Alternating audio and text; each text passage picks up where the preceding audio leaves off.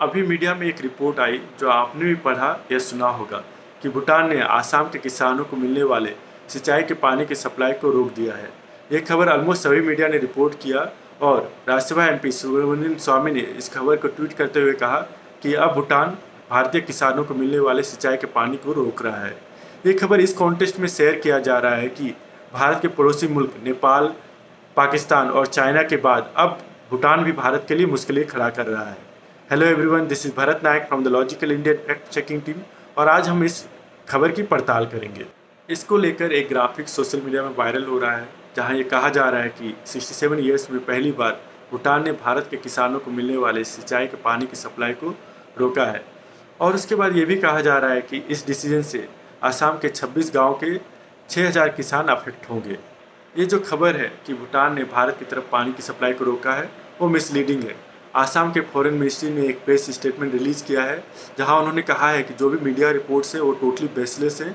उसके बाद उन्होंने यहां तक कहा है कि ये एक डेलिब्रेट अटैम्प्ट है आसाम और भूटान के बीच जो फ्रेंडली रिलेशनशिप है उसमें फूट डालने की। अब जानते हैं इस खबर के पीछे की सच्चाई। आसाम के बाक्सा और उदालगिरी डिस्ट्रिक्ट जो कि भूटान के साथ बॉर्डर शेयर करते हैं, वहाँ के किसान सालों से भूटान के पानी के सोर्सेज से फ़ायदा लेते रहे हैं और इस समय जो साल का होता है तब वो उस साइड जाके वहाँ के इरिगेशन चैनल को मेंटेन करते हैं।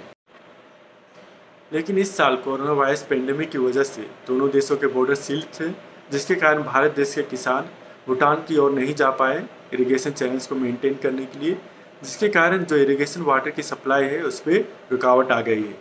भूटानीज गवर्नमेंट ने बोला है कि दोनों देशों के जो कंसर्न सिटीजन्स हैं वो काम कर रहे हैं इरिगेशन चैनल्स को मेंटेन करने की, पर जो मानसून है वो इतना हैवी है जिसके कारण ये काम पे देरी हो रही है।